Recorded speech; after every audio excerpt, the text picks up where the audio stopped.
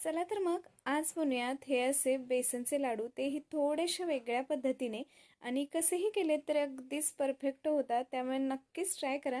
तर इथे बघा मी बेसन जे आहे ते चाळून कढईमध्ये घातलंय. याला आपल्याला कोरडंच सुरुवातीला भाजून घ्यायचंय. अजिबात तुपाचा वापर करायचा नाही आणि जेव्हा पीठ थोडंसं भाजलं जाईल, त्याचा रंग थोडासा बदलेल, तेव्हाच आपल्याला यामध्ये तूप घालायचंय. तूप घातल्यानंतर पिठामध्ये थोड्याशा गुठळ्या होतात, त्यामुळे आपल्याला इथं पेला किंवा ग्लासच्या मदतीने त्या गुठळ्या ज्या आहेत त्या फोडून घ्यायचेत.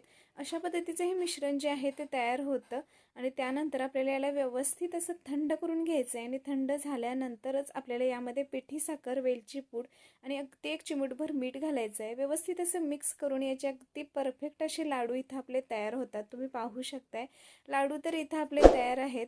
पण तुम्ही चॅनल जर सबस्क्राईब केलं नसेल तर नक्कीच आपलं चॅनल जे आहे ते सबस्क्राईब करा.